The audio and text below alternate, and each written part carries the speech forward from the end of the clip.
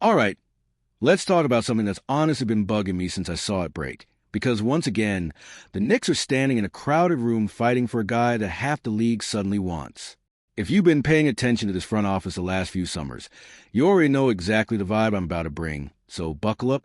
And hey, before we get into it, smash that like button right now. It genuinely helps this channel more than you think. And drop a comment the second something I say gets you fired up. I read every single one. So here's the situation. Nick Richards, 28 years old, 7-foot center, currently sitting out there as an unrestricted free agent. And instead of this being some quiet little depth signing that nobody talks about, it's turned into an actual sweepstakes. Multiple contending teams are circling him. And yeah, the Knicks are one of them, but so are the Lakers, and so is the Heat. 3 teams with real title aspirations, all looking at the same guy, all willing to pay him basically the same minimum veteran deal. And that tells you everything about how teams around the league are valuing size and rim protection heading into next season. Now, let's break down why this guy is actually worth the attention, because I don't want you thinking this is some throwaway signing that doesn't matter. Richards was a second-round pick back in 2020. Spent his first 4+ years grinding out in Charlotte, then bounced through Phoenix and Chicago, picking up minutes and experience along the way. He's not a superstar. Nobody's pretending he's walking into a locker room and demanding shots. But he's a legit 7-footer who protects the rim, cleans the glass, and finishes what's around him. Career averages sit around 7 points and just under 6 rebounds a game. And last season specifically, he was putting up right around 6 and 5. Those aren't gaudy numbers, but for a guy on a veteran minimum contract, that's exactly the kind of low-cost, physical presence that playoff rotations actually need in April and May. And that's my issue right here. That's where frustration kicks in for me as a Knicks fan.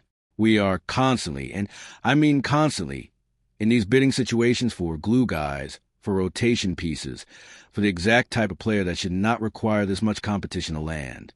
We're not talking about a max free agent here. We're talking about a backup center on a minimum salary.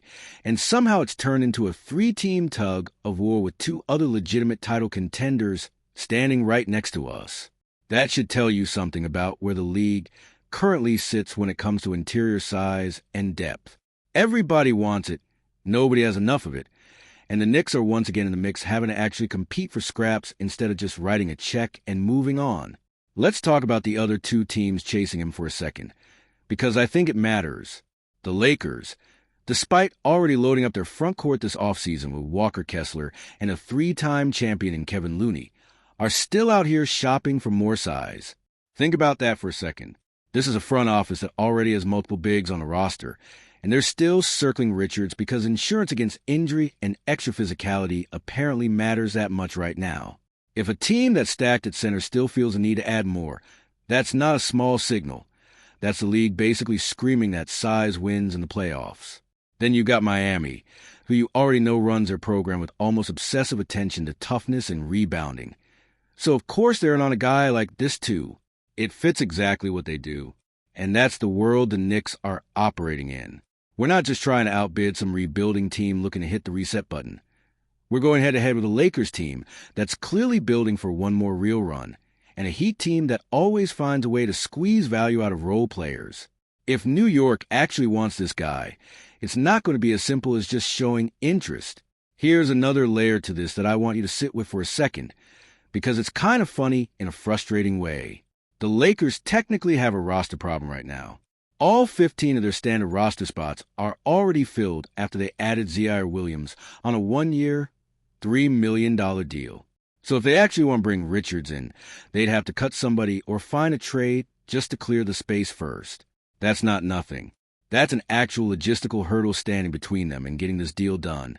And honestly, part of me wonders if that opens a small window for the Knicks to just be quicker, be more decisive, and lock this guy in before the Lakers even sort their roster mechanics out. Now, drop a comment and tell me straight up, do you think the Knicks front office moves fast enough to actually win this kind of race? Because that's been the real question the last couple off seasons, right? It's never really been about whether New York identifies the right targets. It's about whether they close. And I want to hear your honest take on that in the comments below. And while you're down there, hit that like button too. Seriously, it takes 2 seconds, and it tells me you actually want more breakdowns like this. Let's zoom out for a second and talk about why this actually matters for the Knicks specifically, beyond just the name on the transaction. This roster has had real conversations about depth at the 5 spot for a while now.